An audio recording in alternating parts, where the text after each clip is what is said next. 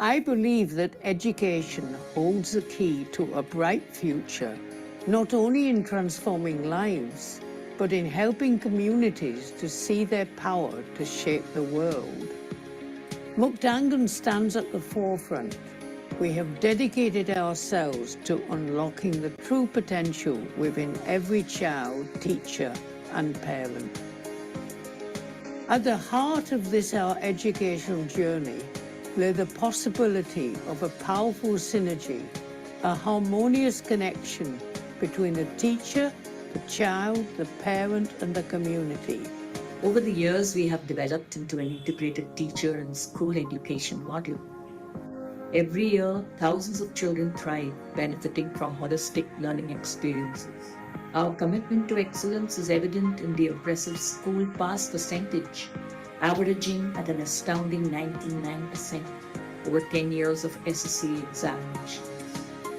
The impact continues even after school, with 98% of our alumni pursuing higher education and becoming productive contributors to society. We try to achieve harmony with global goals and national policies. A significant number of points mandated in policy documents like the NEP 2020 have already been pioneered, adopted, and illustrated in the Muktangan model. Our impact extends beyond our classrooms. Through our outreach project, we have developed a strong partnership with the BMC and VS NGO and academic organizations. As a Muktangan teacher, when I first gave this to work with school, teach them about foundership, literacy and numeracy skills. When I started taking videos, parents were quiet. But later on, when I took the activities of literacy and numeracy, parents participated in the activity and they understood the importance of education in their child. As we gaze upon the future, let us forge ahead, hand in hand. Join us on this extraordinary journey as we continue to make a difference. Every child, every teacher, and every parent has a role to play.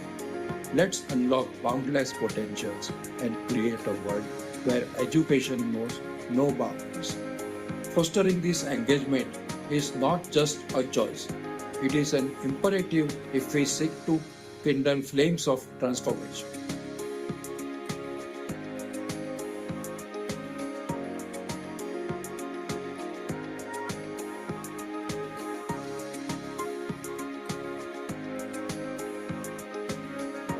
We invite you to join hands with us to grow and spread our experiences and learnings with other communities and partner organizations. Your support will enable thousands of other children to realize their fullest potential. Thank you for your support.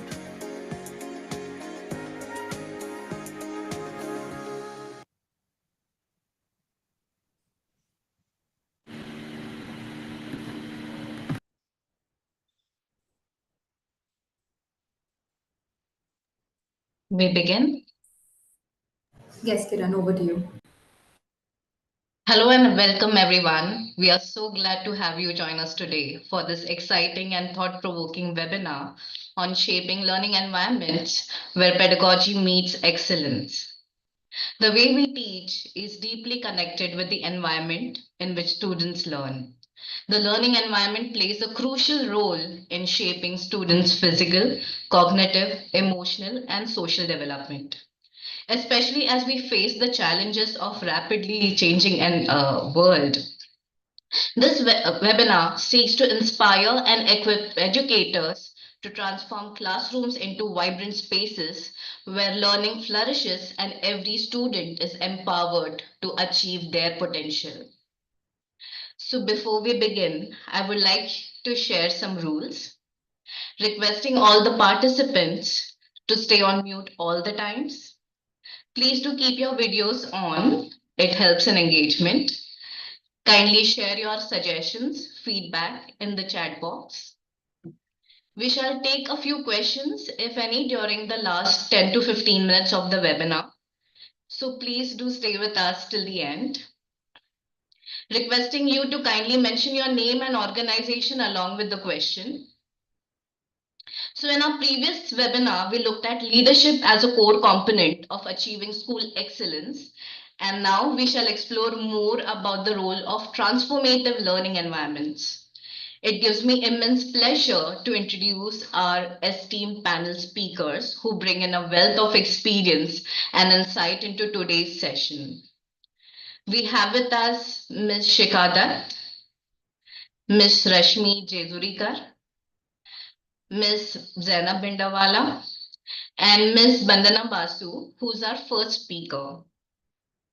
Ms. Bandana Basu is an educator who has contributed towards the development and well-being of children in many ways, but primarily through education. Her career spans nearing 3 decades in schools across national and international boards such as CAIE UK and the IBO Switzerland. Apart from being a teacher, she has also been an international teacher trainer, a school auditor, and an education consultant.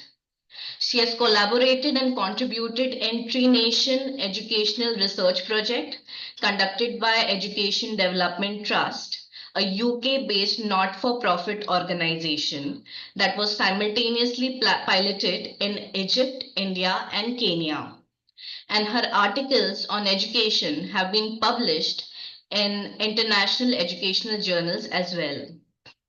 She has co-founded Shishyaa Waldorf School, which is an alternative school that is unique because of its educational philosophy and methods. Alongside, she has also published a collection of children's poems, In My Heart Plays a Song. Now I invite Ms. Rahi Dahake, our facilitator, to lead the discussion. Thank you, Kiran. We are so happy to join you all in interacting with this wonderful panel of speakers. This second Muktangan webinar, which is a part of our series of 3, seeks to inspire and equip educators to transform classrooms into vibrant spaces where learning flourishes and every student is empowered to achieve their potential. We hope to have an enhanced understanding of the role of pedagogy and learning environments in achieving educational excellence in today's webinar. This exchange of innovative practices and strategies would contribute a lot to improving teaching and learning, and also develop a strengthened network of educators and stakeholders who are committed to advancing school education. Let us start with our first speaker, Ms. Bandana Basu, as we look forward to actionable insights for creating inclusive, engaging, and future-ready educational systems. I would like to start the first conversation with Ms. Basu with a question. How do we create innovative schools and education systems? Over to you, Ms. Basu. Thank you for the question. Good afternoon, everyone, and आप सबको मेरी तरफ से नमस्ते. जब हम schools की बात करते हैं और उसके साथ जब हम इनोवेशन की बात करते हैं, कहीं पर हमें लगता है कि ये दोनों शब्द बहुत एक दूसरे से अलग-अलग हैं.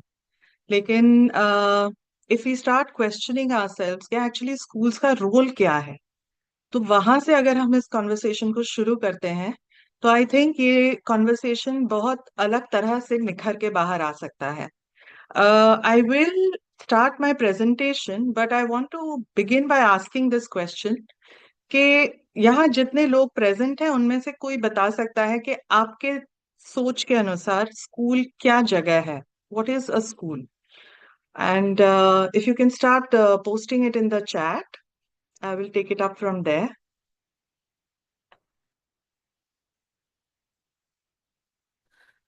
Hello. Hello. Hello. Yeah, my name is Mayur from Catalyst for Social Action. So, as per your question, so the meaning of school there were to give the freedom for explore what they want. Okay. I think that's a very good way to put it together. Anyone else would like to say something?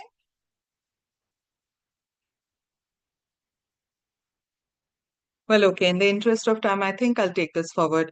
Is the presentation available to everyone? Are you able to see the screen? Yes, and we also have two questions which are in the two comments in the chat. One is that it's a place that provides learners to experiment and learn, and it's a safe space where they learn about their environment. There's another comment that Wonderful. it is schools are for education to develop life skills. So these are three comments. It's a learning place. That's another comment that we've Yes, had there. yes. Thank you. I'll take it forward now. Thank you for your comments, but if I can just go ahead. Most of you have really covered it well, and I hope that by the time we finish my sharing, सबके साथ हम एक मत होकर एक चीज के बारे में, स्कूल के बारे में सोच सकते हैं. It is a place for children to experience who they are. एक ऐसी जगह जहां वो खुद को भी पहचान पाए, खुद को समझ पाए, खुद के अंदर वो जो महसूस करते हैं उस चीज को भी एक्सप्रेस कर पाए, जता पाए. It is also a place जहां वो जो जानते हैं उससे और ज्यादा जानकारी दुनिया से ले पाए. हम सबके पास हमारे पेरेंट्स हैं, रिलेटिव्स हैं, किताबें हैं, लेकिन कुछ इससे भी ज्यादा हमें जानना होता है, और तब जाके हमें टीचर्स की जरूरत होती है जो इन सब्जेक्ट्स के बारे में स्पेशलाइज्ड इंफॉर्मेशन रखते हैं, और ये स्कूल एक ऐसी जगह है जहाँ पे ये हम कर पाते हैं. यही वो जगह है जहाँ बच्चे कुछ नए ख्वाब देख सकते हैं, अपने बारे में, अब दुनिया के बारे में कुछ नई सोच इकट्ठा कर सकते हैं, एंड वो ये भी पहचान पाते हैं कि वो किस चीज में माहिर हैं. And hopefully by the time they leave school हम उनको ये दिखा पाते हैं कि वो क्या कर पाते हैं, कर पाएंगे और अच्छी तरह से कर पाएंगे, जहां जाके they can begin to consider what specialisation they would like to go ahead with. अब स्कूल के साथ जो एक बात जुड़ी हुई है वो है पेडागॉजी. पेडागॉजी का मतलब क्या होता है, यहाँ भी फिर थोड़ा सा मैं किसी का इनपुट लेना चाहूंगी.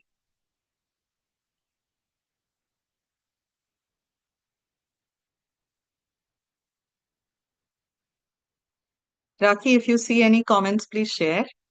Yes, I will. Effective teaching techniques is one. All right. Art of teaching. Right. More or less सबको ये समझ में आता है and पता भी है, because we are in a circle of educators, के pedagogy का मतलब है the study of the methods and approaches जिसका हम यूज करते हैं बच्चों को पढ़ाने के लिए. लेकिन एक पेडागॉजी का अपना एक तरीका होता है. हम जो अप्रोचेस अडॉप्ट करते हैं ये अप्रोचेस रैंडम नहीं होते हैं. इसकी एक विचारधारा होती है, इसकी एक सोच एंड एक दिशा होती है. और वो क्या हो सकता है, नॉर्मली ये जो पेडागॉजी हम अडॉप्ट करते हैं ये एक समझबूझ के साथ जुड़ा हुआ होता है कि बच्चों को पहले से क्या पता है. वो खुद जब स्कूल में आते हैं उनके बैकग्राउंड में से उनके पास कोई ना कोई प्रीवियस नॉलेज होता ही है. फिर हम ये जानते हैं कि आगे चलते बच्चों को क्या जानना जरूरी है, तो वो गोल्स हो गए. फिर हम ये सोचते हैं कि ये जो जानना जरूरी है, जो गोल्स है, इनको अचीव करने के लिए हम किस तरह के एक्टिविटीज का इस्तेमाल करें ताकि ये वहां तक पहुंच पाए जहां हम इन्हें ले जाना चाहते हैं. और इसके आगे भी एक बहुत इंपॉर्टेंट चीज है कि सिर्फ वो एक्टिविटीज में इन्वॉल्व होके तभी के लिए ना बता पाए या सीख पाए, बट इसको आगे चलते रिटेन कर पाए और फ्यूचर में जब जरूरत पड़े इसका इस्तेमाल कर पाए. अब एक नई वर्ड के साथ हम स्कूल को देखेंगे और ये शब्द है ऑल्टरनेटिव. आज हम इनोवेटिव स्कूल्स के बारे में बात कर रहे हैं, तो यहाँ पे ऑल्टरनेटिव शब्द का इस्तेमाल हो रहा है. Anybody would want to try what does an alternative school mean? आपके ओपिनियन में ऑल्टरनेटिव स्कूल का मतलब क्या होता है?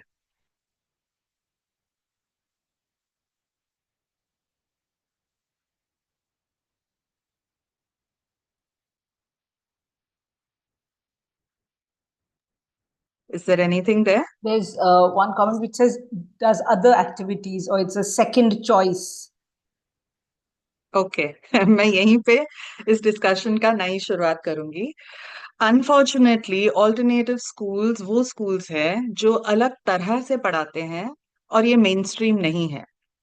मेरे सोच के अनुसार बाय द टाइम हम ऑल्टरनेटिव स्कूल को समझ पाए, हमें ये लगने लगेगा कि शायद इसी को मेन स्ट्रीम होना चाहिए। तो जरा देखते हैं कि ऑल्टरनेटिव स्कूल्स किसे कहते हैं। It is a school where the pedagogy grows out of a philosophy that is the source of all thinking. आज तक जितने स्कूल्स हम जानते हैं, मेन स्ट्रीम स्कूल्स के बारे में मैं बात कर रही हूँ, वहां पे जनरली एक क्वालिफिकेशन हमारी विचारधारा होती है कि ये बोर्ड एग्जाम के लिए पढ़ रहे हैं, ये बोर्ड है, इसका ये सिलेबस है, इसका ये एग्जाम है, इसके ये पास पेपर्स हैं, इसका ये गाइड है, इसका इस तरह से प्रेपरेशन करना है, और फिर बोर्ड एग्जाम लिख के बच्चे बाहर आ जाएंगे।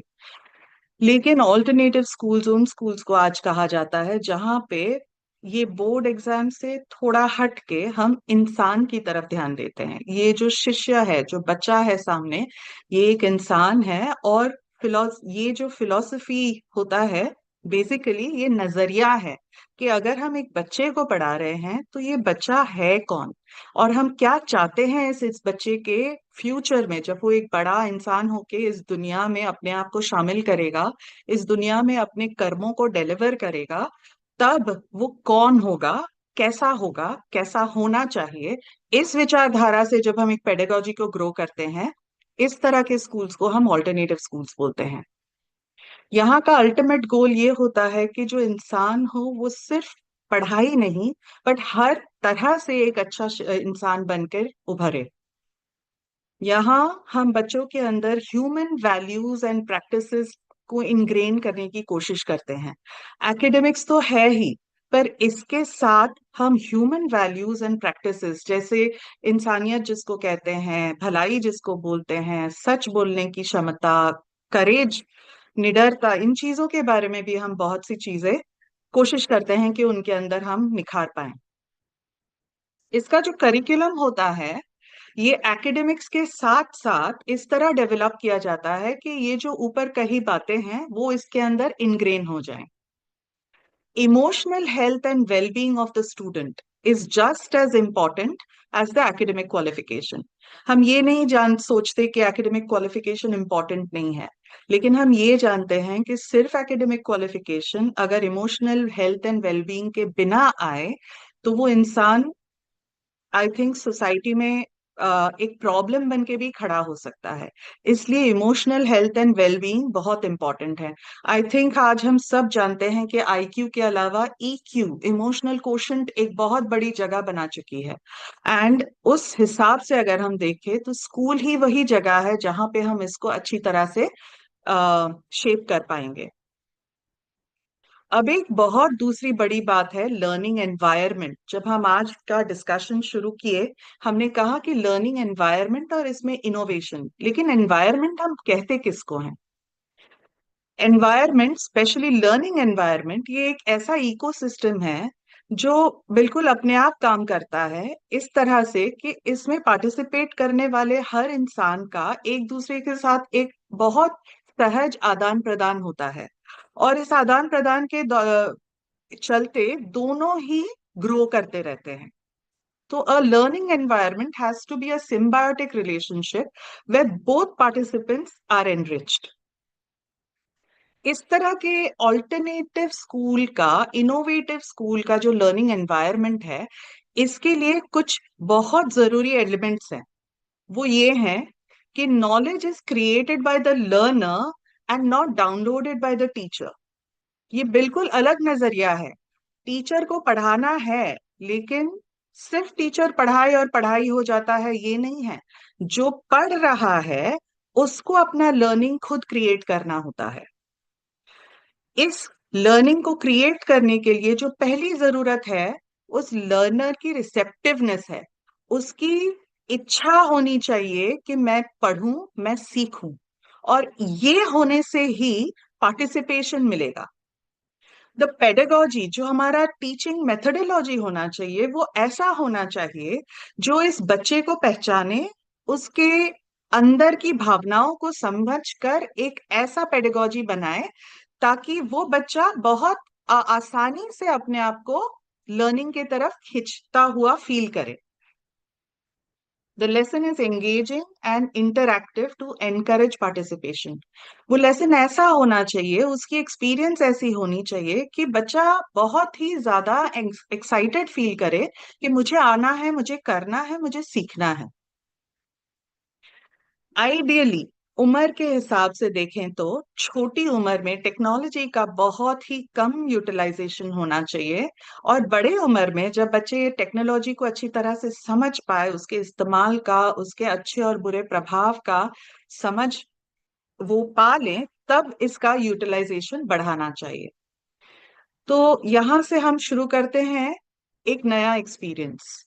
जैसे कि आपने सुना होगा, आई एम द को फाउंडर ऑफ अ शिष्या वॉल्डॉफ स्कूल। ये एक वॉल्डॉफ स्कूल है, ये वाशी में है, और ये ऑल्टरनेटिव स्कूल है। ऑल्टरनेटिव इसलिए क्योंकि ये जो मेथडोलॉजी है ये वॉल्डॉफ एजुकेशन के तरह चलता है, और ये एजुकेशन के मेथडोलॉजी बिल्कुल अलग है।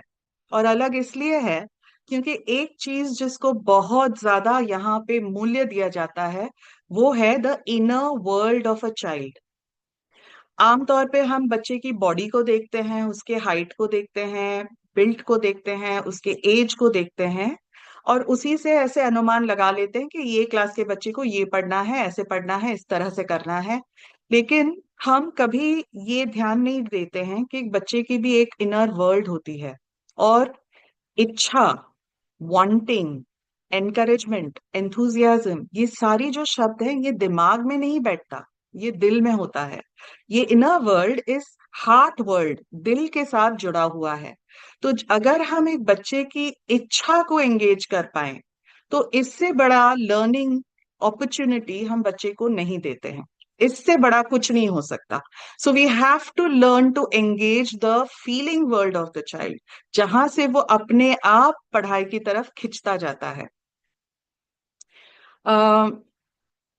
अभी जो थोड़े पिक्चर्स हैं ये आप देखेंगे, ये जर्नी हमने 10 साल पहले शुरू किया था। जब शुरू किया था तो ये जगह ऐसे एक एम्प्टी ब्लैंक स्पेस थी। हमने यहाँ पर आने के बाद एक ऑल्टरनेटिव स्कूल की तरह, छोटे स्कूल की तरह हमने शुरू किया था सिर्फ एक स्टूडेंट के साथ, और धीरे धीरे वहां पे हमने इस जो सॉइल का पैच था, नॉर्मली ये कवर हो जाएगा या फिर इसको कोई और चीज बना दिया जाएगा, हमने इसको एक छोटा फार्म बना दिया। एक बैकयार्ड फार्म बोल सकते हैं, जहां पे आप देख सकते हैं कि सिर्फ हमारे मेहनत से हमने इतना कुछ वहां पे क्रिएट कर दिया। अब ये क्यों जरूरी है? ये इसलिए जरूरी है कि बच्चे साइंस किताबों में सीखने से पहले एक्चुअली एक्सपीरियंस करके सीखे। ये जो छोटा सा एक कैटरपिलर आप देख रहे हैं, ये कैटरपिलर हमारे बच्चों ने इसके एग्स से शुरू करते हुए, कैटरपिलर को देखते हुए, कैटरपिलर पत्ता खाते हुए, वो कोकून बनाते हुए, और फिर बटरफ्लाई बन के बाहर जब वो अपने क्राइसलिस को क्रैक करके बाहर आता है, ये पूरे स्टेजेस हमारे बच्चों ने देखा है। किताबों में जाने से पहले बच्चों ने अपनी आंखों से इसे देखा है, और एवरी डे आके जब वो देखते हैं, इसको परखते हैं, ये बिल्कुल एक अलग तरह का अनुभव और लर्निंग हो जाता है। हमारे प्री स्कूल में टेबल्स एंड चेयर्स नहीं होते हैं, वहां पे कोई फिनिश्ड टॉय नहीं होता है, सिर्फ लूज पार्ट्स होते हैं। हमारा ऑल्टरनेटिव वे ऑफ लर्निंग में हमने instead of absolute wooden furniture, हमने केन के फर्नीचर को इस्तेमाल किया है, क्योंकि केन का फर्नीचर लाइट होता है, कन्वर्टेबल होता है। आपने अपने घरों में जब छोटे बच्चों को खेलते देखा होगा, आपने देखा होगा कि वो टेबल के नीचे चले जाते हैं, कुर्सी को उल्टा कर देते हैं, दो कुर्सी के ऊपर एक चादर डालकर घर बना लेते हैं, क्योंकि उन बच्चों के उस उम्र में बच्चों की ऐसी ही इमेजिनेशन होती है और इच्छाएं होती हैं। तो हमारे लिए बच्चों को एंगेज करने के सब बच्चों को एंगेज करने का सबसे इम्पोर्टेंट तरीका है कि हम उनकी दुनिया में शामिल हो जाएं, उनकी दुनिया को हमारे एजुकेशन की दुनिया बना दे, और अब उनके साथ खेलते खेलते एजुकेशन को आगे ले जाएं। तो हमारे बच्चे आप देख रहे हैं कि वो गार्डन में जाके कोथमीर वगैरह लेके आते हैं, किचन में खाना बनता है, उसमें वो यूज करके वो लोग उस जो नाश्ता या खाना बना है वो खाते हैं। हमारे बच्चों को बिल्कुल बिल्कुल इंडिपेंडेंट बनाया जाता है। हफ्ते में एक दिन एक पीरियड क्लास क्लीनिंग के ऊपर दिया जाता है, जहां बच्चे अपने कुर्सियां टेबल साफ करते हैं, खिड़कियां साफ करते हैं, क्लासरूम को सफाई करते हैं, धोते हैं। जब कोई बच्चा सोशल साइंसेज में टाइप्स ऑफ हाउसेस पढ़ रहा होता है, तो आप देख रहे हैं कि वहां पे वो एक्चुअली वो हाउस बना रहा है। इस तरह से हर एक बच्चा एक different type of house adopt करता है और उसका मॉडल बनाता है और फिर उसका प्रेजेंटेशन करता है। ये तो हुई बात छोटे क्लास की। आगे के क्लास में क्या होता है? जब बच्चे बड़े हो रहे हैं तो हर तरह के लर्निंग में उनको हम एक्सपीरियंस देने की कोशिश करते हैं। सबसे लेफ्ट में अगर आप देखेंगे, वो हिस्ट्री पढ़ रहे हैं, रेनेसांस पीरियड पढ़ रहे हैं, और रेनेसांस के जो प्राइम पर्सनालिटीज थे उनके कहानियां सुनते हुए वो उनके पोर्ट्रेट्स को बनाते हैं। उस वक्त वो उनके अटायर, उनके कॉस्ट्यूम्स, उस पीरियड के कैसी लाइफस्टाइल थी, वो सारा कुछ वो एक्सपीरियंस करने लगते हैं। वो जब आगे चलते हुए अगेन हिस्ट्री में जब हिस्ट्री में आगे पढ़ते हैं कि दुनिया जब बड़ी होती गई, डिस्कवरीज नए आते गए, लोग कैसे एक देश से दूसरे देश जाने लगे, इंटरनेशनल वर्ल्ड का एक एक्सपीरियंस शुरू होने लगा, तब वो चाणक्य बोल के जो हमारा मरीन लैब है, I can call it a centre, learning centre है, जहाँ पे मरीन एंड नेवी बेस क्या ट्रेनिंग होता है, हम वहां विजिट करने गए थे और बच्चों ने वहां जाके सारा कुछ सीखा। जब उनका सही वक्त आया 8th स्टैंडर्ड में, उन्होंने इंडस्ट्रियल रेवोल्यूशन पढ़ा और उस वक्त उन्होंने एक कंप्यूटर को पहली बार स्कूल में ऑफिशियली लाया गया और बच्चों ने उसको खोल कर उसके बारे में सीखा। बजाय इसके कि बचपन से वो कंप्यूटर को एक बहुत बड़ा इम्पोर्टेंट और हमसे ज्यादा स्मार्ट डिवाइस समझे, हमने पहले उनको डिसमेंटल करके दिखा दिया कि अंदर कुछ भी नहीं है, सारा कुछ हम ही ने बनाया है, हम कंप्यूटर से भी ज्यादा इम्पोर्टेंट है। हमें सोचना है कि इस चीज को हमें कैसे यूज करना है। आगे राइट साइड पे आप देख रहे हैं कि सब बच्चों ने व्हाइट कलर का एक अटायर पहना है। जब वो मंक्स के बारे में सीख रहे थे तो हमने उनको एक दिन Can I Yes. request you to stop, please? Okay, is the time over? Yeah. Oh, I'm so sorry. I've really not gone forward entirely. All right, I'll stop sharing. Thank you so much. I mean, it's amazing to see all the pictures and how it all function in Shishyaa school. Thank you so much. We move to our next speaker, Miss Zainab Bhinderwala. Miss Zainab Bhinderwala holds a master's in human development. She began her career as a supervisor and admin head at Childcare Center at Tata Institute of Fundamental Research before joining Muktangan in 2008, an innovative education model promoting inclusive, community-driven learning. Over 17 years, she has played diverse roles, from training community members as teachers and developing teacher education content to leading Muktangan's Teacher Education Center. Currently, as a leader for early childhood development, she ensures quality in 7 Muktangan preschools operating in Mumbai public schools and drives outreach and advocacy initiatives in ECD. Her most transformative work has been strengthening Anganwadis, first by building the capacity of local educators across 271 rural Maharashtra Anganwadis, and now scaling this impact to 530 Anganwadis in Nanded. Additionally, she has been a consultant for various NGOs, training early grade teachers in education through creative expressions and empowering community youth. A passionate advocate for arts and education, she is also a certified Zentangle teacher and a qualified art-based therapy practitioner, integrating creative expression into learning environments. Over to you, Rahil. Thank you, Kiran. We've got, learned so much from Ms. Basu about the way in which we would look at an alternate school. And when we're thinking of learning spaces within a mainstream school like Muktangan, for instance, one of the questions that comes to mind is what is the importance of designing flexible learner-centered physical classrooms? And that would be something that I would like to address, ask Zainab to address. Thank you. Thank you for the question, Rai, and thank you to everyone who's present here. Am I audible, loud and clear? Okay. So thank you, Miss Basu. I think you set the stage very right for me. आपने जो cover किया है, pedagogy क्या है, school क्या है, उसी को आगे बढ़ाते हुए I will go ahead. So today my presentation will focus more on flexible learner-centered physical classrooms. इसको कैसे डिजाइन किया जाता है, क्यों किया जाता है और कैसे किया जाता है. So next slide, please. So I'd like to start my presentation, a short presentation by this poem written by Rudyard Kipling. I keep 6 honest serving men. I keep 6 honest serving men. They taught me all I knew. Their names are what and why and when, and how and where and who. I send them over the land and sea. I send them east and west. But after they worked for me, I give them all a rest. I let them rest from 9 to 5, for I'm busy then, as well for breakfast, lunch, and tea, for they are hungry men. But different folks have different views. I know a person small. She keeps 10 million serving men who get no rest at all. She sends them abroad on their own affairs.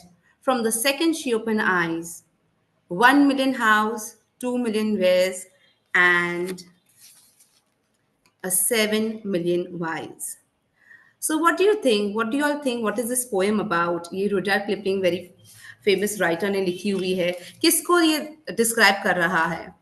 Who is this small little man जिसको बिल्कुल rest मिलता ही नहीं है? I would like to hear your responses, please, in the chat. The minute that person opens her eyes or his eyes, till that person retires for the day, प्रश्न ही प्रश्न. कैसा हुआ? क्यों हुआ? कहाँ हुआ? किसके साथ हुआ? Absolutely. So I think I've read 2-3 chats is describing the child. So by nature, children are very curious and they have an innate capacity to explore and create their own learning from the environment. And in Muktangan, हम यही principle को embrace करते हैं और हम वैसे ही हमारे learning environment को create करते हैं. So going back to my own childhood, when I was a kid, मुझे अब तक याद है मेरा first classroom when I entered my kindergarten. ये classroom बहुत colorful था. There was artwork. It was a very comfortable classroom. There was a reading corner in the end of a classroom. Class के corner में एक reading corner था. और जो teacher थी इन्होंने सीखना और सिखाना बहुत exciting feel करवाया. So that space gave me a lot of comfort. It welcomed me and inspired me to be in that classroom. So imagine if every child को ये वाला experience मिले जो मुझे अभी इतने सालों के बाद भी याद है. So imagine if every child had that experience, how learning would be for that child. Can you go to the next slide, please, Shruti? So Bandana ji started a presentation asking school क्या है.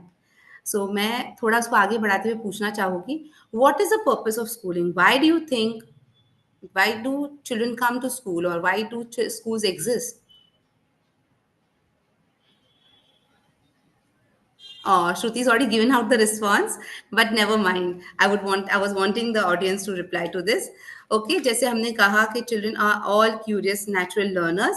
To support each child's search for meaning, as they're natural and innately they're very curious. Okay, so इसके लिए हम schooling होती है, schools चल रही है और school में बच्चे आते हैं. अगर this is the reason why schools are, to address every child's need for search of their meaning and to help them to create their own learning experience. So what kind of pedagogy should be there? Okay, so Shruti, you can click the next thing. So it all depends on the kind of pedagogy or the method of teaching that we are going to use. And I think Basuji very well covered pedagogy in alternative model schools. Now, if you have a pedagogy, the method that you want to teach your children, for very, very important is उसको support करने के लिए what you need is, next point, is a learning environment. Okay, so without a learning environment, आपका pedagogy है, आपका methodology है, वो भी काम नहीं करेगा. So very, very important is pedagogy and learning environment both are very much intertwined. The syllabus, the curriculum, child development, the learning environment, all have to be going hand in hand. Next slide. Okay, so Muktangan की आपने पहले भी film देखी and you saw our classrooms, and today my focus is going to be more on the physical space. कि physical space को कैसे create किया जाए जहाँ पे children become independent, they have more autonomy, they can select their own learning based on their interests and their needs. So imagine अगर classroom अगर ऐसा जगह है जहाँ पे learning सिर्फ होती नहीं है, but classroom is such a place which shapes how the learning unfolds. Okay, so if we shift our mindset a little bit, because usually classrooms are designed in a way चाहे learning कैसे करवाना है हम वैसे design करते हैं, but अगर हम ऐसा स्पेस क्रिएट करें जहाँ पे ऑटोमेटिकली सक्रिय रूप से सीखना और सिखाना होता है, so I think every child would have achieved what their inner desire is. Okay, so in Muktangan, हमारी जो philosophy, another very important point Basuji said, the pedagogy is based on the philosophy. So Muktangan's philosophy is that our children are innate learners. They all are curious learners, and based on that, the classrooms are designed. So हमारी classrooms जो है सिर्फ केवल 4 दीवारें नहीं है, they are quite active in nature. They are not static. They constantly keep changing based on the children's learning journey. They are very thoughtfully planned, they are flexible, and there are learner center spaces available for children so that हम बच्चों का all round development support करें और उसके हिसाब से we are creating our classrooms. Next slide. Okay, so Muktangan's pedagogy of teaching is the social constructive method. We all are educators here. I think everybody knows what social constructivism is, but if not, मैं थोड़े सारांश में बताती हूँ. So where children are actively engaged, बच्चे अपनी खुद की learning create करते हैं. They construct their own knowledge brick by brick, and in a social context. The teacher here is not a dictator. Teacher is not the person who's just dictating or teaching, but teacher here is a facilitator. And along with the teacher, very important role is the peers.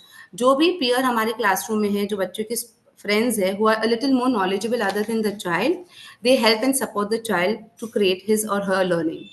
और ये learning जो है हमारी in Muktangan is purely based on children. The assessment is based on student observation, and based on that हमारा learning experience is being designed. It's not, of course, we do follow the state board curriculum. We are following the state board syllabus. So हमारे मुक्तांगन के alternative, in fact, whatever Basu ji was saying about alternative model, I was trying to think कि हमारे कितने ticks हो रहे हैं and how many ticks do we get on the checklist. So it was wonderful that yes, I think we do get all the ticks on that. So we are not over here only delivering the syllabus, but also we are shaping every child's learning. Because we believe that all children are coming from diverse experiences. उनके past experience, past learning knowledge जो है, past experience, वही से हम आगे build up करते हैं. We also encourage teacher-student relationship. Our relationship is very strong. Our teacher-student ratio in a classroom is 1:15. A small group helps the teacher to bond with the child. A teacher understands the child's needs, interests.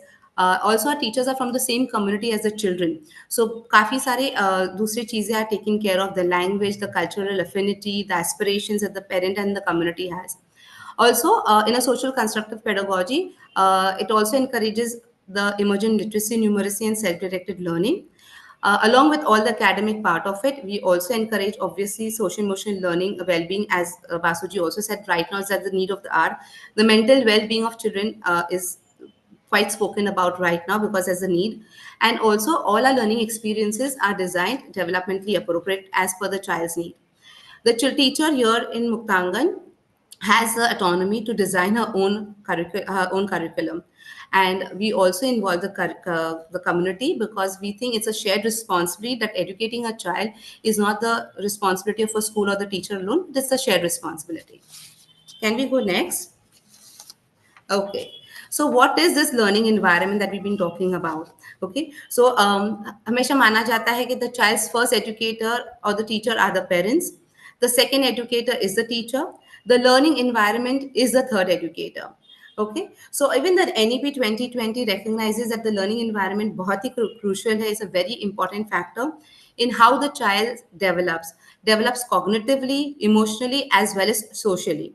And it also emphasizes that holistic experiential and play-based learning हमें देना चाहिए बच्चों को early years में, so that when they grow up, as they go along the their educational ladder, the foundation is very, very important. And that is why our classroom need to be designed in such a way that जहाँ engaging हो, ज़्यादा बच्चे involve हो, inclusive हो, every child is included, no child is left behind. And we also design the classroom in such a way that it's addressing the needs of the diverse learning needs that each child may have. Okay, we all know that every child has an individual learning need. There are individual differences among children. NB 2020 also advocates for a safe, stimulating, joyful learning space. और ये सारे principles Muktangan adopt demonstrate कर चुकी है पिछले 20 सालों से. So the whole point today talking about Muktangan model is not that ये कुछ आइडिया है जो होनी चाहिए या करना चाहिए. ये मुक्तांगन है पिछले 22 सालों में मेन स्ट्रीम एजुकेशन में, मेन स्ट्रीम स्कूलों में serving the under the marginalized community के साथ हमने प्रूव किया है. So I strongly believe that Muktangan कर सकता है, then definitely I think anyone can also do that. Can you go to the next slide? Okay, so quickly I will take you through what are the four key elements. Yeah, when you are designing the learning environment, what are the points you need to keep in mind? First thing, the intention has to be there. Okay, your intention, the learning environment has to be designed in such a way that it is purposefully supporting your learning outcome. आपके जो learning goals है उसको ध्यान में रखते हुए you are going to design the setup. Okay, so here in the photograph you see that the teacher is playing the role play of a chef and she's describing some vegetables. So the sitting arrangement around the teacher is very different. Okay, all our furniture is very light, stackable, movable, with children themselves keep moving as per the need of the activity or the lesson. Okay, the next point is flexibility. The 1 minute, go back please. Yeah. So the layouts in the classrooms are also such which can keep changing. Certain times there's a group activity where it's a big group, it's a full class of three group of children working together. Certain times they go in their individual groups. Certain times it's a pair work, it's individual work where they need more focus time, maybe during a math problem solving time. So it's flexible, furnitures move around, you can see, and they're working on the floor. So flexibility is very important as one of the key indicator for effective learning environment. Next slide. Zainab, we have to wrap up. Yeah, I'll start wrapping up. Okay. The next important thing is visibility. We are talking about a learning environment where materials are available, but those materials have to be accessible and visible to the children. If these materials which are bought for the children, are manipulatives, papers, to make models, clay, whatever we are using for whatever subject, suppose science experiments, if they're all kept in lock and key, it's not going to promote excuse me, any kind of learning, or children are not going to be able to construct their own knowledge. So they have to be available, accessible, and inviting for the children. And fourth, and the most important thing I think most of us forget, just excuse me 1 second, is the documentation. Okay, all of this is available or planned by the teacher, but at the end of it, when the children have created something, have come up with their work, that needs to be displayed, that needs to be documented well, so children are able to celebrate their own learning, they're able to see their own work and see their own learning journeys. Next slide. So having said all of this, क्यों important है? Why is the learning environment important? Okay, so at Muktangan, we believe the culture is very much important part of the learning environment. The learning environment should be such which is democratic, where every child has a say. There's mutual learning happening, is a give and take, where teacher is a facilitator, learning from the children, and children are learning back from the teacher. The human resources, the teachers are not alone in this entire learning journey. There is teaching and learning happening with the peer group. Parent and the community at large is also involved.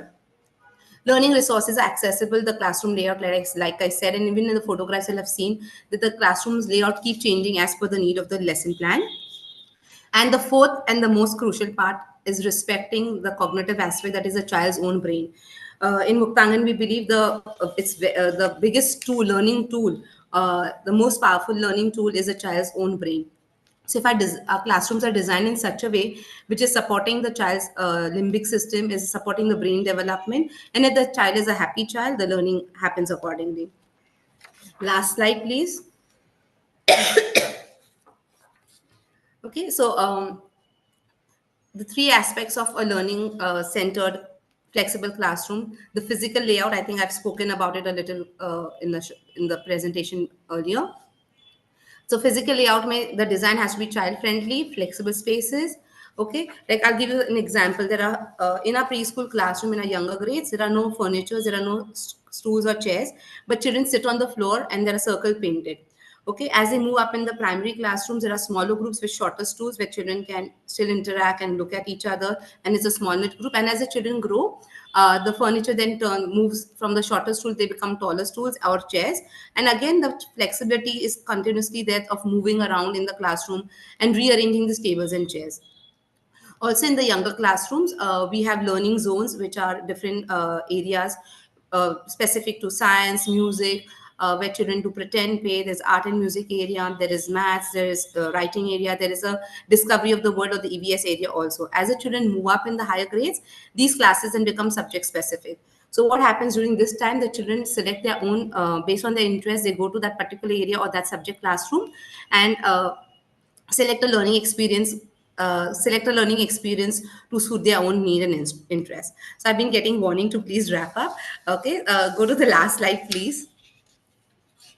Okay, so I like to just end here that the three major impact that if you designed your spaces in a very mindful and a thoughtful way, these are going to be your three outcomes, three results. One thing, your student engagement, whether it's cognitive, behavioral, or emotional, is going to be very, very high.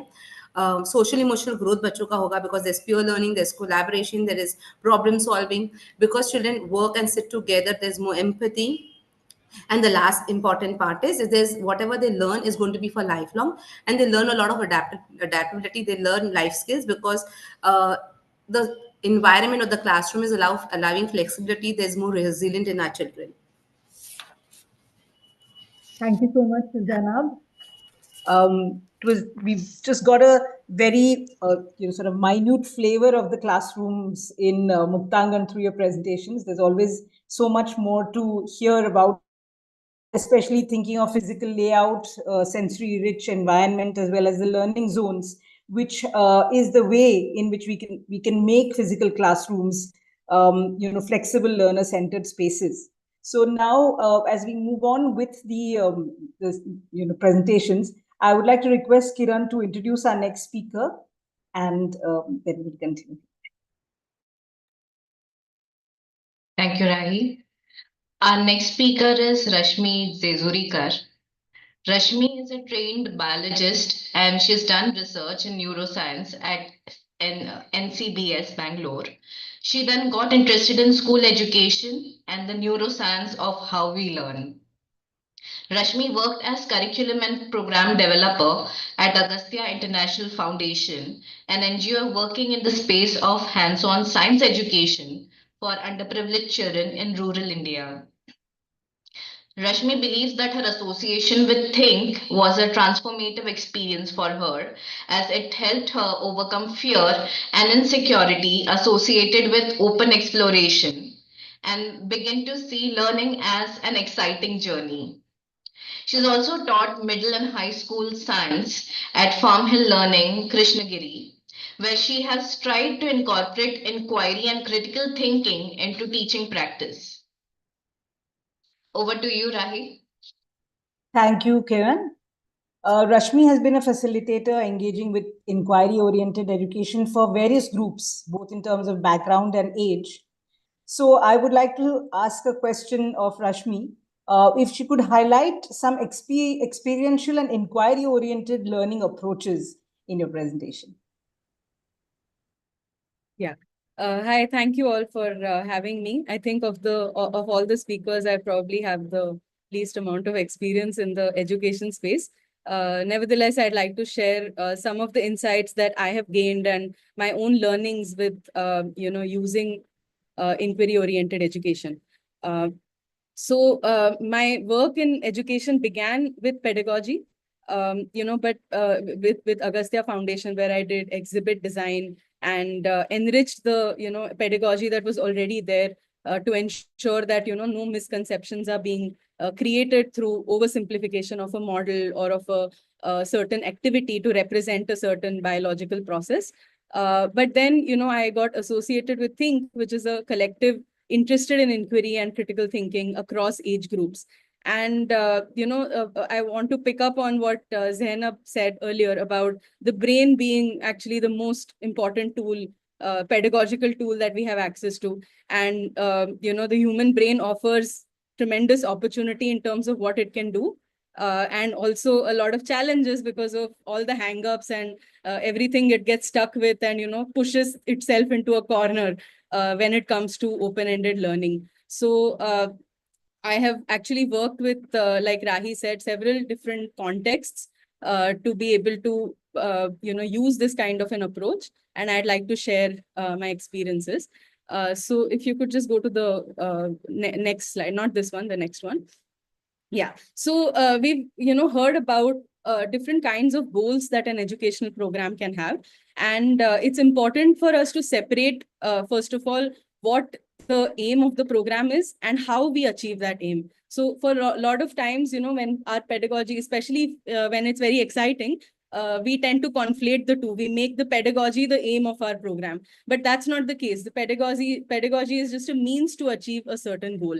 And in this case, like Miss Bandana also mentioned about constructing knowledge, right? Even with inquiry-based learning, one of the things that happens is we want children to arrive at a certain knowledge that is presented in their textbooks, or something that we regard to be knowledge, and we help them arrive at that in a gentle, confidence-inducing way, right? And while this gives them the experience of like a first-hand experience of coming up with knowledge and creating their own knowledge, it is also constrained in terms of the destination being already decided for the child. We know what we want them to learn, right? And there is some sort of flexibility in how they arrive at it, but even there is some sort of a constraint imposed because there are only so many ways you can get there. But one of the things, the approaches that, Think taught me was about, if we change that goal and say that, the goal is to learn how to think, and what you end up producing as a result is unimportant. I mean, it need not be something in the textbook. It could be something totally different that they have created, which doesn't match what is currently regarded as knowledge. But if that process has helped them understand how knowledge is constructed in the academic world, then that is our goal. So our programs are based on coming up with goals which are building blocks of thinking, such as how do we reason, how do we define things, how do we evaluate something critically, how do we develop a theory in various disciplines. And that takes the center stage of our learning practice, teaching practice, rather than the end product becoming the goal.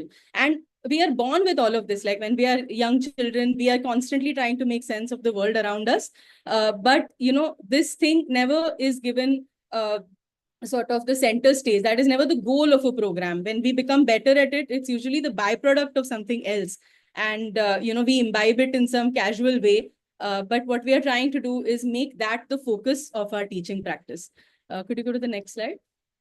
So I'd like to just share a small session that we did where we did this with children as well as college students, where we were trying to get them to build a theory of light and color. And we begin with, some assumptions about the way light works. And we can change these assumptions. And we offer them different phenomena that we want to explore. So why is the shape of a shadow always a certain way? Why does the shadow appear dark? Or if you apply nail paint, then why does it appear darker when you apply more coats? And after a point, it doesn't matter. So we begin with phenomena that are part of our daily experience. And the children or the learners in general develop a theory that would explain this. And it doesn't matter what the theory is, but equally important is that we give them the ability to evaluate that theory. So it's not like, anything they create goes just because they have created it. They should be able to learn how they would critically evaluate that particular knowledge that they have created, and how they would, lead, go forward with that particular knowledge, right? And this also helps them to critically evaluate any knowledge. So when they read a textbook, when they read the news, when they read a WhatsApp forward on a family group, they are able to evaluate the claim being made in that and make their own decision about whether or not they should believe it. So we empower children to think critically about everything that they see and read around them. Could you go to the next slide? So now that we know that the goal is for a child to make sense of their own experience and to be able to create their knowledge, you can use any kind of pedagogy, keeping in mind that, your focus is on the goal and not the method that you use, right? And what is important is that the pedagogy has a certain value system, and that is what I want to mainly focus on in my presentation, which, the value system that would allow you to create that kind of learning, that kind of experience.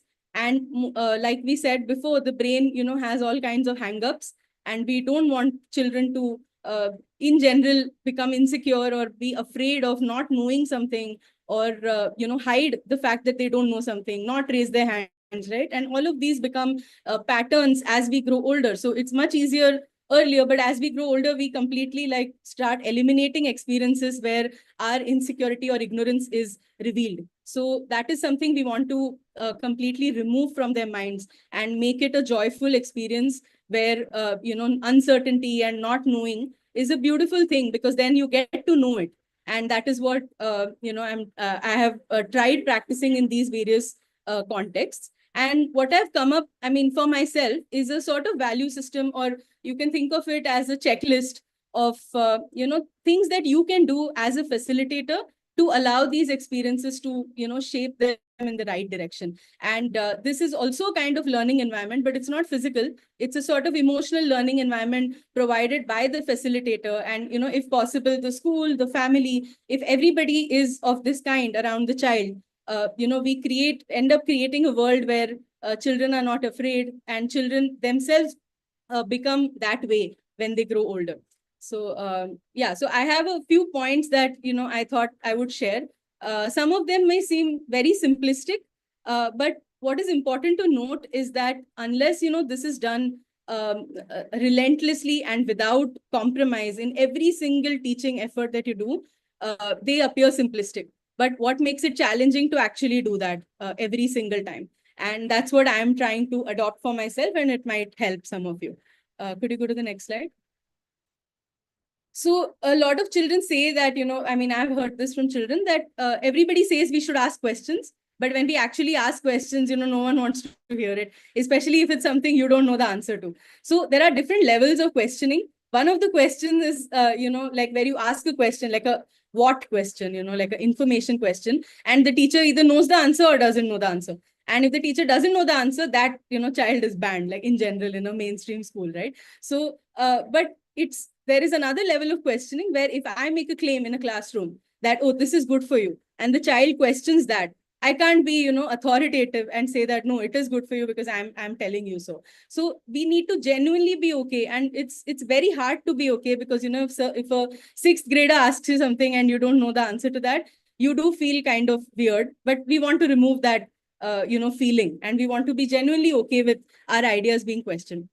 Second is, sometimes, children give you one word answers to some question. They'll throw in some keyword or, some buzzword, and you don't even know if they have understood what they understand the word they are using. So make sure that you value in front of them, value that the thoughts are being articulated carefully, that, if a child struggles with that articulation, don't interrupt them. Let them come up with the whole sentence and then help them make that sentence better. And this is something, a game of patience, but it's something that is very, very, important that the child develops for future life as well. And similarly, demonstrate that you do not value information. So if they tell you what is a black hole or what is a gravitational wave, which often comes up in our sessions because, we begin something basic and they bring in these, things that they are reading about in the news or in popular culture and loosely throwing these words around. Make sure you tell them that that's not what you value. You value their thinking and you value how they are coming up with certain, understanding, and not what the information that they have come up with. The fourth is, do not be afraid to appear ignorant. So if you don't know the answer to something, accept it, and you can then help, ask them for resources to help you figure it out. Recognize and correct your errors in their presence. So it's very important that if you make an error, if you've said something that you want to take back, don't, stuff it under the carpet. Like, do it in their presence so that they know that you are a learner. Could you go to the next slide? help them and yourself to separate people from ideas. Don't accept something just because somebody is saying it or some source is saying it. Similarly, don't reject things that, just because somebody is saying it, you want to reject it because you don't respect that person. So create that sort of an environment where they are constantly separating people from ideas. Encourage working both individually and together because both are important. And when we, do a lot of group work, sometimes individuals don't learn. They learn as a group, and then, there is problems of that kind. So make sure that that you, spend time on both.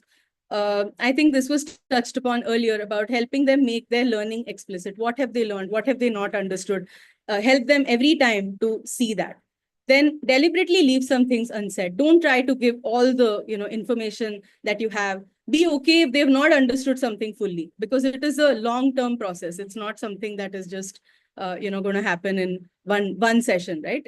Like most of the knowledge that we have today was constructed over centuries. So it would be weird to expect them to have that knowledge in one session. Make a plan for continued learning beyond class. So make a specific plan for homework and see that the homework features in your, the goals feature in your homework. It's not just because you want them to do something at home, but it should be part of your overall learning plan. Can you go to the final slide? And liberate yourself from choosing a fixed path for a session. So don't decide that this is where I want them to be at this time. This is the knowledge that I want them to build. Just, be free. And this is actually the most challenging part because, sometimes we want to have something to cling on to. But if you really want to build on their ideas, you have to liberate yourself of that. The 12th one, most obvious, but, be patient and kind. It seems obvious, but it's not, because it's very, very challenging to listen to people struggling to articulate a sentence, especially if you work with, underprivileged groups. It's hard to, help them do that, but it is also important. If you complete their sentences, they are never going to learn that. And then again, understanding emotions, like I said before, why are they insecure? Why are they not raising their hands? Or are they afraid of, not knowing something, or how they are coming across or being perceived? Show them that you are a learner first and a facilitator second. The more you embody that you are a learner, the more they will value learning as opposed to already having learned something. And finally, reflect on your practice every day. So what did it go? Did it actually fulfill the goal you had in mind, or did you just enjoy it and they enjoyed it? But think about whether it is actually aligned with the goals that you have in mind. So yeah, I just wanted to share these insights, and I hope that it was of use to some of you who are beginning your teaching practice, or even someone who's been teaching for a while. Thank you. Thank you so much, Rashmi. I think this is inquiry-oriented education is definitely the need of the day, especially given the fact that we need to create an emotional learning environment apart from the physical and the social. And I think the idea of, what you said very beautifully, that uncertainty and not knowing is beautiful itself. I think that sort of, carries over from our conversations with all the speakers regarding how learners create knowledge and how they critically evaluate it.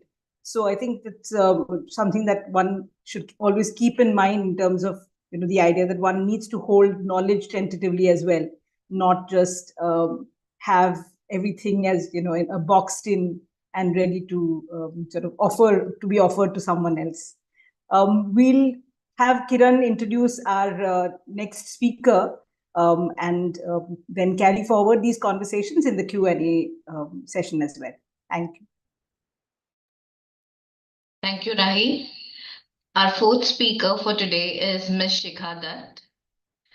Ms. Shikha Dutt is a passionate and creative educator with over 20 years of experience of engaging with formal and informal learning spaces.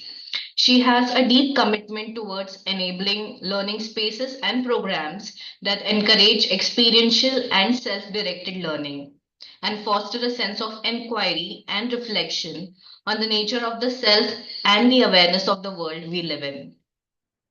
Ms. Shikha has taught in schools like Krishnamurti Foundation Schools, Marudam Farm School, and Step by Step School. She has actively developed learning spaces, including libraries and maker spaces, and facilitated place-based and project-based learning. Ms. Shikha is particularly interested in community-led initiatives at the intersection of ecology and culture, focusing on crafts, livelihoods, sustainability, and education. Before her work in education, she collaborated with textile artisan communities across India and was visiting faculty member at NIFT and NID. Welcome, Ms. Shikha. Oh, sorry, Rahi, please continue. Thank you, Kiran. With diverse profiles and interests, Shikha has navigated through the creation of learning spaces in both mainstream and alternate settings. I would like to request Shikha to address the question, what is the role of teacher-student interaction and peer learning in fostering creative thinking? Thanks, Rahi. I just want to say a lot of what I wanted to talk about has already been talked about, and it's wonderful because it sort of lays the context for what I have to share. What I'm going to talk about is actually two kinds of spaces that I worked with. And I think I can't say whether creativity is the only term to capture what it evoked, but it built up a whole kind of environment and possibilities for such kind of thinking to evolve. The next slide, please. So as many speakers before have already sort of pointed out, learning unfolds in various contexts, inside classrooms, outside classrooms, a whole range of spaces. And all of these have various elements that we experience and we interact with. And these come together to shape how we learn. I loved what Rashmi had to say about also uncertainty being a factor in all of this, and bringing that in as an active learning tool. Are we willing to work with something like that? It's not talked about often, but I think it's very critical. Next. So as we know that most learning environments work on building three basic capacities. It helps build knowledge, which is facts, concepts, information, which is largely what a lot of mainstream schools stress upon. It helps build skills, which is abilities or competencies on how to do things.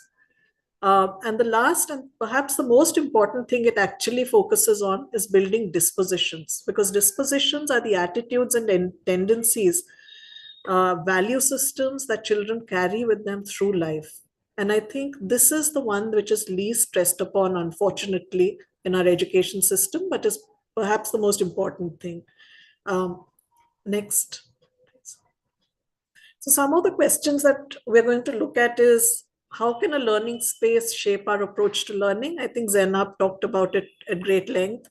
What is its impact on learning experiences? What's its impact on learner engagement? And what is its impact on the relationship between the educator and the learner? I'm going to look at some of these questions through two projects that I've worked on, or two spaces I've worked on. Next, please. So the first is, I started my career by sort of working as a classroom teacher. I went to schools because I had a lot of questions about schooling and education when my own children went to school. And so I started with classroom teaching. When I worked with classrooms, I had a lot of questions about classrooms and how they operated and all of that. And I felt there was a need for very different kind of spaces within schools.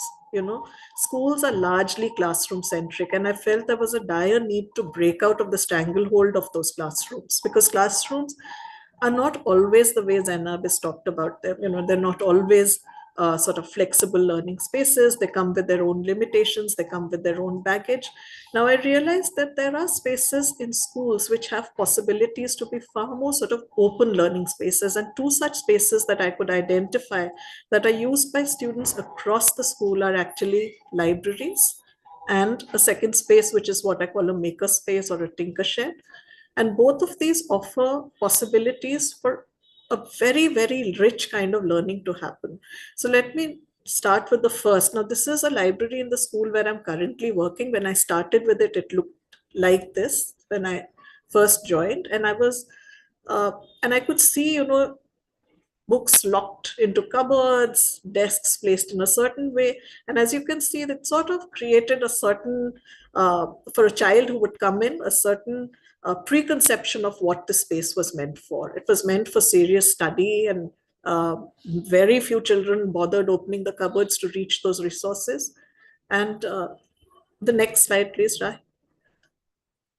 This is how we reworked the space. So we realized that the same space could actually, this is exactly the same space, create zones for learning, different kinds of activities to happen, open up the bookshelves, keep open shelving, and just make it a happier space which children actually want to spend time in. I think one of the things was that when children like spending time in a space and they have access to resources, they tend to actually want to explore and learn. That's a natural tendency of a child. Most spaces actually discourage them from doing that. Next slide, please. So this is what the library looks like now when it's being used. And the library is used for many different things. People come in to use it for study. They come to use it for actually making things together. It's not just a space, it's not just a repository of books. It also has people coming in to talk, meetups, all of that. They come in to browse, not always to explore things, not just always work towards something. And I think that kind of a space has a great value in the whole learning process. Also, one thing I want to point out here is that we also look carefully, the reason why it's called a learning commons is because it's a common space where people get together. It's a community space. It's also a space that enables the learner to shape their own learning. So we have both digital and print resource, a variety of resources which allow the learner to actually access in sort of information on their own. Next, please. The second space that I'm going to talk about is a space that is a step up from what most schools have, what is called a traditional laboratory space, right? You have a science lab, a physics lab, bio lab, etc. What we wanted to create was a very different kind of space. And can we go to the next slide? So this is a space called a Tinker Shed. And this is a space that I worked with, I helped create in Sahyadri when I was there. Now, this is a space which is also a resource-rich space, except it has a very different set of resources from the library. It has tools, it has materials, it has one computer, but it has a lot of sort of space to actually work with your hands in. And this space is very different from a science lab. One of the discussions I remember having when we talked in Sahyadri, one of the arguments that constantly came up was, but we have a science lab, we have art studios, why do we need a tinker space? And we spent a lot of time actually looking at the value such as, creating such a space brings into the learning environment of a school. This particular space is, again, like a library, not limited by curriculums, not limited by the agenda of the classroom, and is a space where you work with your hands, and through observation, you inquire and you look for solutions. Next slide, please. So this is what a tinker space looks like when it's actually being used. As you can see, children are actively working with things, making things, exploring materials, working together. It has a very different feel from the photograph we saw of the laboratory. The next slide, please. So what do these spaces have in common? And I think that's what I really want to focus on. First of all, both of these are open learning spaces where learning is led by the needs of the learner as they're perceived by the learner. The perception is not that of a teacher. The teacher doesn't decide what the learner needs to learn, but the learner decides for themselves. And the space allows for a certain agency and autonomy to the learners.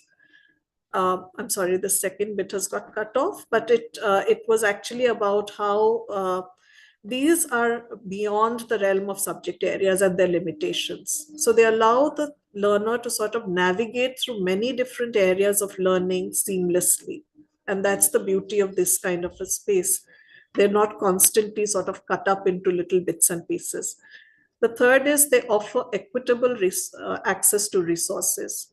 What happens very often we see is that children do not have, when a child is in a particular classroom, they're limited again by the resources meant for that particular age. Books that are limited to that particular age, resources that are limited to that particular age. But both libraries and tinker sheds are resource-rich environments, and they give them open and equitable access to most of those resources. So children are able to determine their own learning pathways and pace of learning, unlike classroom spaces. The fourth is that both of these have constructivist approaches to learning. The child constructs their own learning based on, as they're going about exploring what they want to learn, they're constantly constructing their own learning. In the case of a tinker shed, let me just give you a quick example. So for instance, we have something called design challenges that we run through a tinker shed, and the aim of a design challenge can be as simple as sending a marble through a pathway from one end to another end. And the limitations or constraints are sort of defined, saying that you have to construct a loop, you have to construct a ramp, you have to construct a zigzag pathway. Now these are, and then the child is put through, is taught some basic skills on how to construct the contraptions. Once they've done that, it's up to them how they work. And they work in groups, work with direct observation, and that observation is giving them a feedback. That observation is what is constantly informing their learning. So they're not starting from an end point. I mean, though there is a goal, there isn't the learning, there is no end point to the learning, but rather the learning is constantly getting constructed as they move, as they work. So this kind of differentiated learning pathway also allows it to be very, very individualized. There's what we call low threshold, high ceiling possibilities. It allows a child, there's no prerequisite required to enter the space. Anybody can enter the space and begin. You don't need to have worked from level 1 to level 5 and to be able to access level 6. And it allows people to go to the highest, the children to work to the highest possibilities that they can.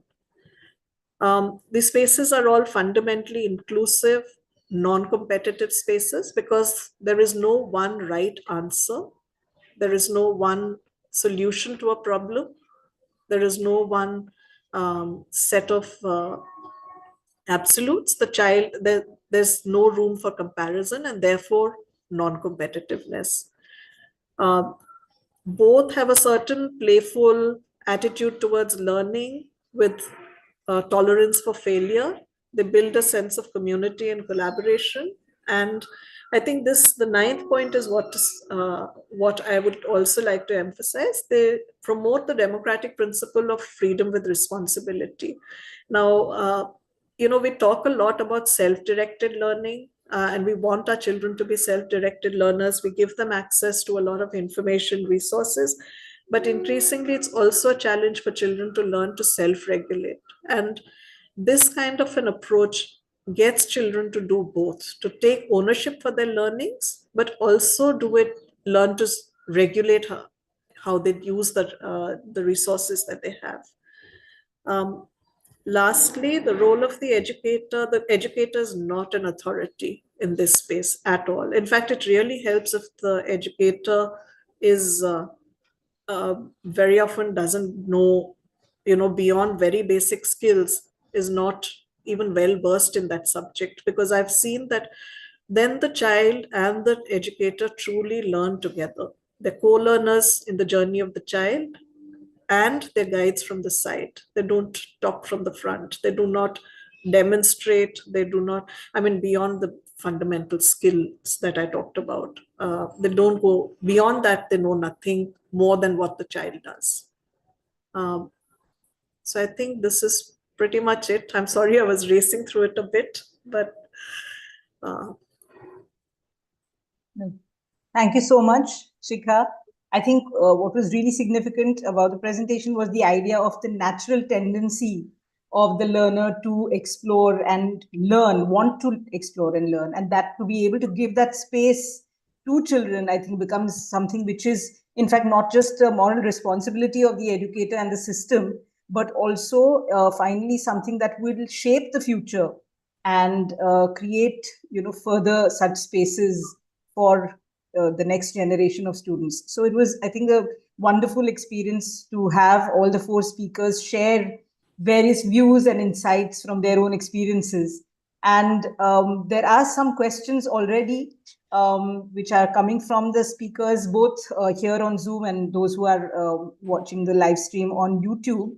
I think since we have not too much time left, I would like to have Ms. Basu address one of the questions which has come to her, and that was regarding the core aspects that support learning. What would your view be on what the core aspects that support learning are? So what I would like to mention here is, we're all working towards this one intention that children should have a holistic experience of learning. There should be independent learning. I really like the angle of self-regulation also that was brought out. But I think we really need to realize that a child is dependent on two platforms. One is the school, but the other is the home front. And there is, the shouldering of education has to be done at both ends. So while we are creating a very unique space and platform, what really also is essential is that we are able to enroll the parent community into the idea of how to nurture the learning, the space from where learning gets created. And here I'm talking about someone mentioned about the NEP. NEP also speaks about the Panchakoshas, right? And there is where we need to get aligned with. When we talk of children who come to learn, they have physical needs. Before they can even step into the school, the prerequisites are: have they slept well? Are they eating nutritious food?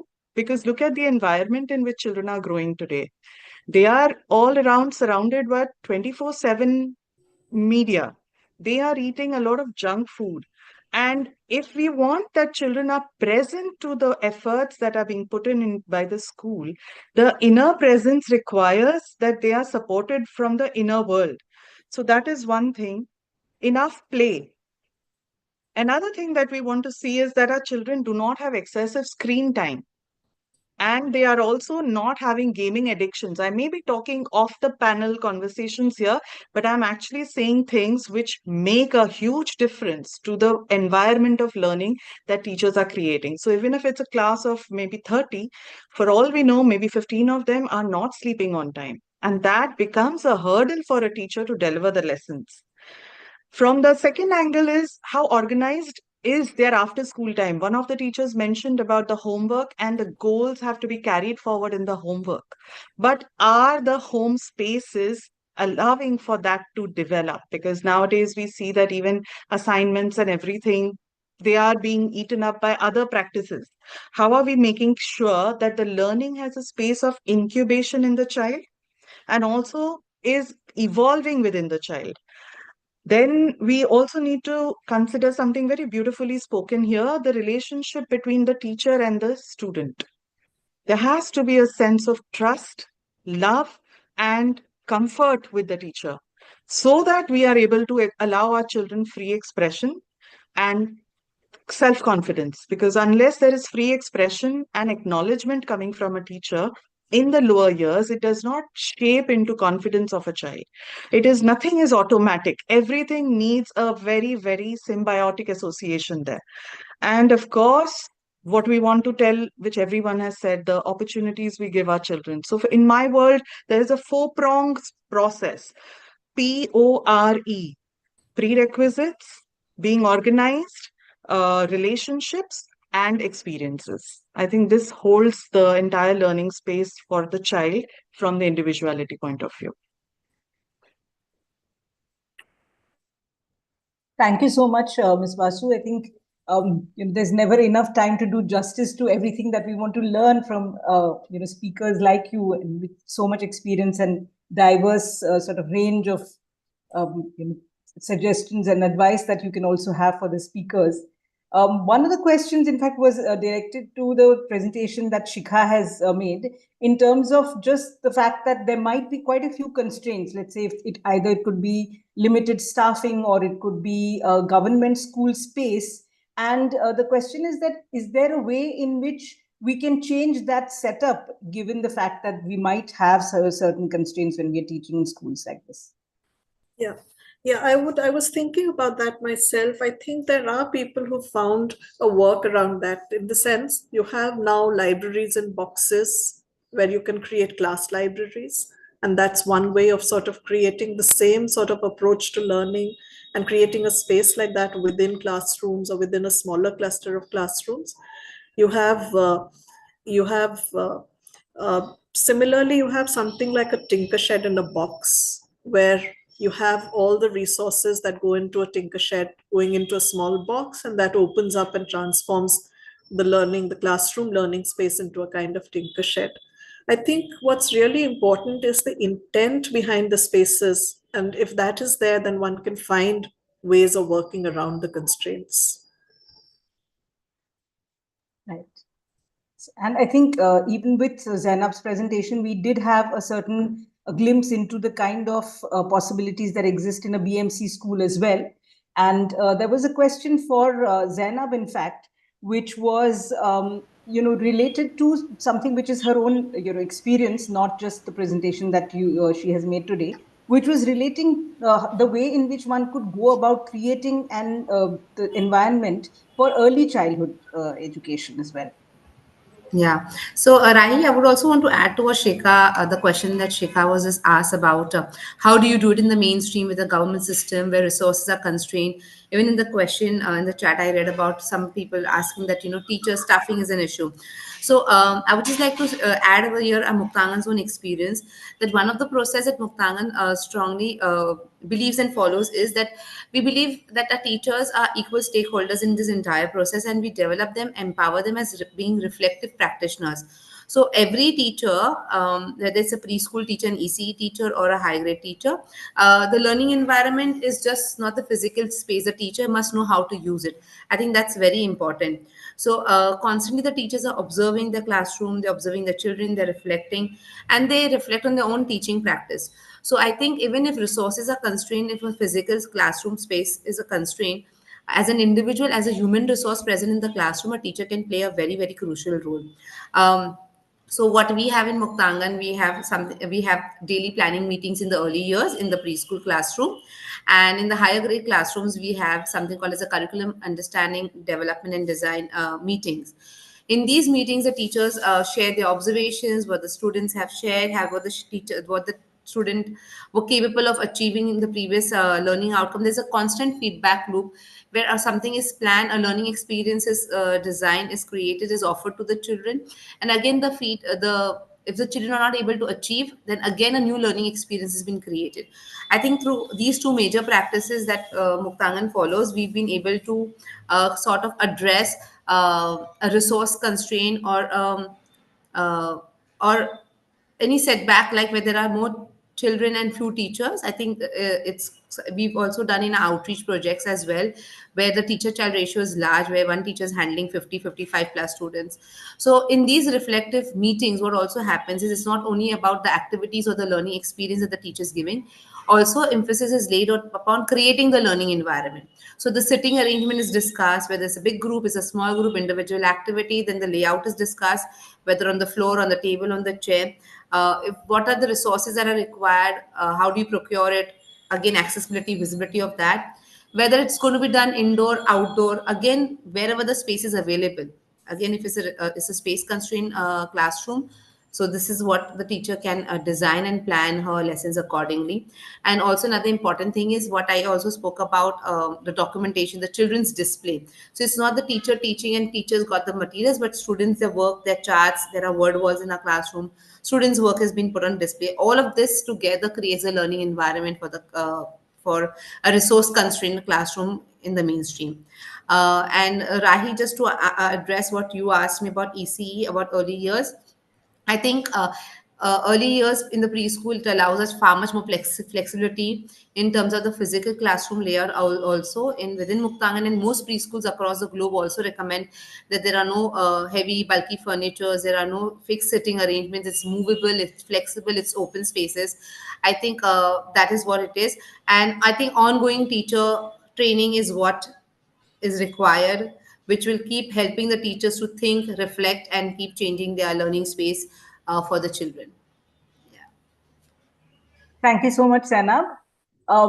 We've almost come to the end of the webinar. I had a very, short sort of question for Rashmi, which is also from one of the speakers, and it was just in terms of elaborating what she meant when she said something left unsaid. Okay, so what I meant by that was, sometimes there is some key piece of information that if you give the child right away, they will make instant progress. But it is likely that, if they just think about it on their own for, say, 3 days or 4 days, they might come up with it themselves. So if you feel like, your help is going to stop the child from actually doing that work on their own and reflecting on that and achieving their own understanding, then leave it unsaid, because otherwise you're robbing them of that opportunity. Of course, you have to exercise some judgment here, because sometimes it may be something that they cannot come up with on their own, even if you give it 1 week, or if you think that it's going to frustrate them and stop them from learning, then by all means you have to give them that support. But whenever we give support, it has to be deliberate. Like, even that has to be pre-planned. It can't be something you do just as a default method. So think about what that support is going to do for the child and how it's going to affect that knowledge construction that we talked about. So that's all. I hope that clarifies what I'm. Thank you so much, Rashmi. I would like to extend my heartfelt thanks to all the speakers of being here and being part of this Muktangan webinar. And I request Kiran to just say a few concluding remarks. Thank you. Thank you, Rahi. Thank you. A big thank you to all the panel speakers. It was a wonderful discussion. And I was thinking about learning as a joyous experience where all the children look forward to come to the schools, to the learning spaces, and actively participate in the process of learning and not just the passive recipients. And all the speakers, all of y'all spoke about the pedagogical and learning experiences that are very thoughtfully designed. They're not just random, or we are not just walking on the path of conventional education. And children are at the center, and each learner has agency to participate in what they are learning. So thank you, all the speakers. Thank you for all the participants who joined in for today's session. As I said, our panel has been very thoughtful, and even y'all are doing your work very thoughtfully, and that's why this curiosity gets you to attend such webinars. Thank you for participating. And I ask Shruti to take over from here. Thank you so much, Kiran. I'll just share the screen. Are you able to view this?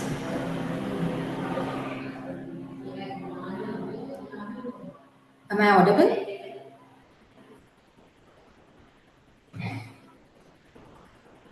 Yes, Shruti, audible. And okay.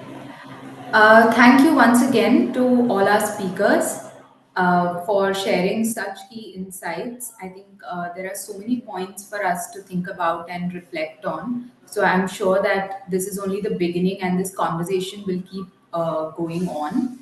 Thank you so much, Kiran and Rahi, for facilitating this discussion. We thank all our participants for joining us in Zoom as well as YouTube Live.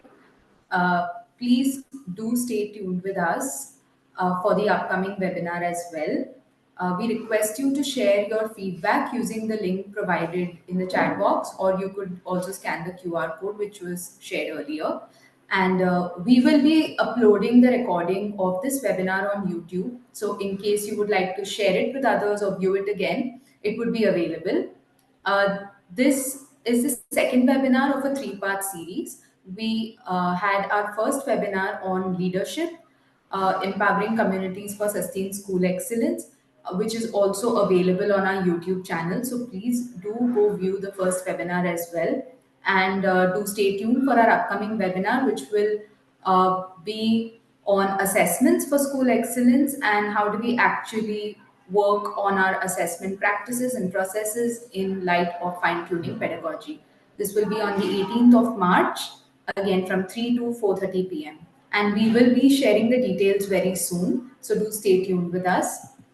And we would love to keep in touch with all of you. So do write to us at contact@muktanganedu.org.